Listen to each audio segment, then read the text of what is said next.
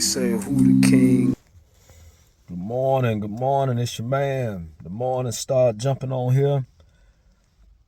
I've been voicing my opinion, for the past couple of days about this election nonsense that's going on, about this Trump court nonsense that's going on here in Atlanta. That's all it is nonsense.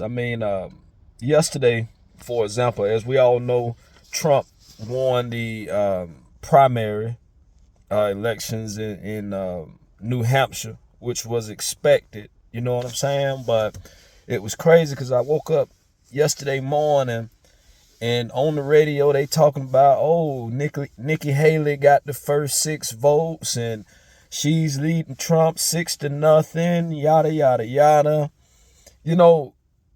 The news media, the government itself, it's about giving people false hope. And we all know that. They promise us things, or they make promises that they just can't keep, let alone do keep. You see what I'm saying?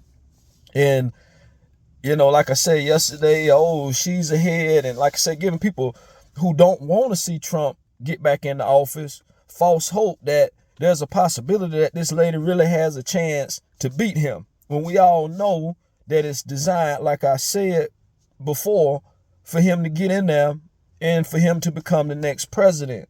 You know what I'm saying? Just like when I spoke and I was talking about the trial here in Atlanta, how he lost Georgia.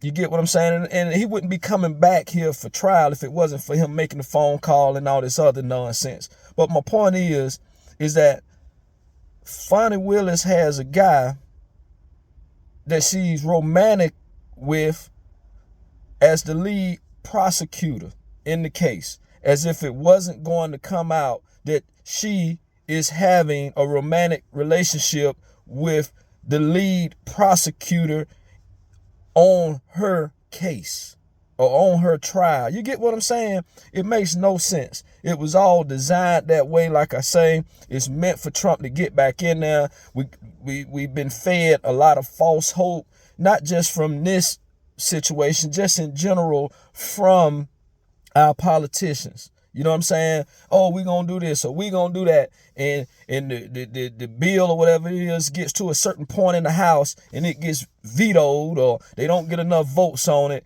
and it falls through the cracks. And there go a lot of Americans' hopes and dreams going down the drain. You see what I'm saying? But yeah, I just want to jump on here real quick and just let y'all know, man, just be prepared. Trump is going to be the president. Biden does not have the best approval rating right now. You see what I'm saying? And in all honesty, I don't see much that he's done. And in all truth, I really hadn't kept up with it. But you don't really see much from him. You get what I'm saying? So, like I said, they put him in after Trump to just kind of be the calm after the storm, and as well as before the storm begins again. Meaning that, all right, we're going to bring Biden in here. He's even keel, a nice temperament. He's not going to fly off the hinges saying all kinds of out of the way things. You see what I'm saying? He's going to control what he says.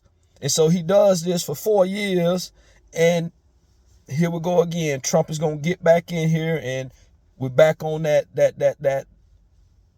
cycle again, of going round and round to see what he's going to say or what he's going to do. And like I said, who knows? Trump could get in there and we be back, on top again. We don't have to worry about being bombed by terrorists, which even Trump can't stop that from happening. You see what I'm saying? Because Trump doesn't have the best outlook of views towards the Muslim community, which we all know, and which I get to a certain extent, but just like you got radical Muslims and you have the Christian community, you have radical Christians as well. Them people that was up there storming the White House, X, Y, and Z, I guarantee you 75% of them or more, they call themselves Christians. You get what I'm saying? And the way that they were acting, that is not Christian-like.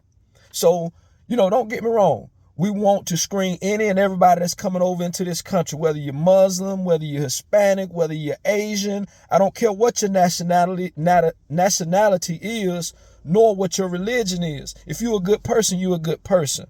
But we all know people slip through the cracks, and once again, and I'm not going to go deep into it, we want to bash the Muslims. It's not all Muslims, and we have to remember that. You have the radical Muslims. You see what I'm saying? And the same thing with Christianity, where the Muslims look at Christians as, oh, you this and you that. It's not all Christians. You see what I'm saying? You have people that take a title and they make it out to be more than what it is, or they think that because they have this title on their name or whatever it is, that they're bigger than everyone else. You see what I'm saying? And it happens. But we all have to come down off our high horse and realize we are all people. And once again, you have terrorists in all religions. And don't get me wrong, the Muslim religion most definitely is the worst when it comes down to that. And I hate to say it, but they are. And it's just the truth. And we have to look at the facts. And stop being blind and stop being afraid to say it. Those people over there in the Middle East or wherever they coming from, they are some terrible people.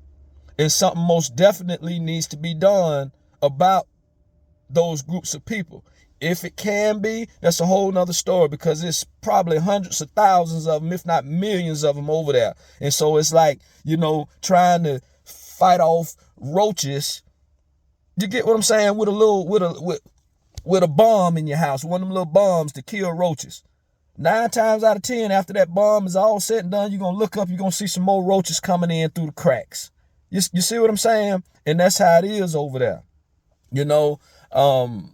But yeah, man, in the end though, we have to stay prayed up. We have to know who we believe in or what we believe in, and we can't fear none of this nonsense that's going on. You see what I'm saying?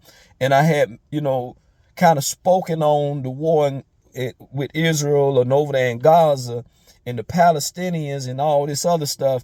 And I know personally that it's not all Palestinians over there that are bad people. They have been under the control of a bad group of people. Now, I can assure you, though, that a lot of those Palestinians probably were recruited or maybe even forced to be a part of these terrorist groups. And yeah, it's terrible what's going on over there. But what do you expect Israel to do when their country is being bombed? Yeah, you might have a lot of innocent Palestinians over there that's being killed, and it's sad.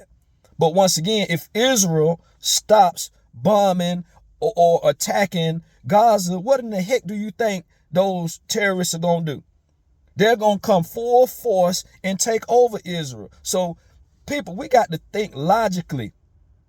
Israel cannot stop what they're doing over there. If they do, Israel will be overtaken by the terrorists over in Gaza. We got to use common sense, y'all. Yeah, it's sad, but we still got to face the facts that Israel is not going to just give up what they've worked hard for and what they've obtained over all these years just because you got a group of people running around protesting, oh, it's this, oh, it's that.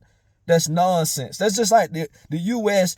bowing down to North Korea or whatever it is, or whoever country, because if we keep bombing them, we're going to kill innocent people over there. But yet we're going to let them come to our country, take over our country, hold people hostage, rape our women, kill our children and men.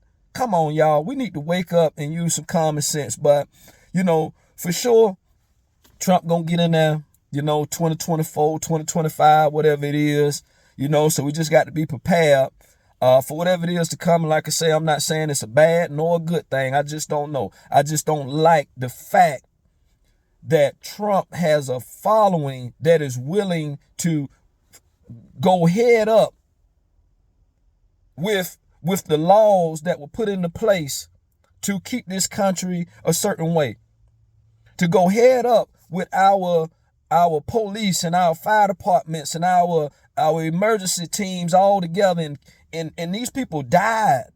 People died in this. People were hurt in this. People committed suicide after this because of the stress and the torment that they faced mentally after everything was said and done. So we need to wake up, y'all. Trump shouldn't be in there for what he did or for what he caused. And this country is going downhill and going downhill fast when a person like that is allowed to get in there. And yeah, I'm gonna say it. If it was Obama that did something like this, do you really think he would have got a second opportunity to run for president? Sit back and think about that. But I'm out of here. It's your man, the Morning Star. I had to get that off my chest. Y'all be easy.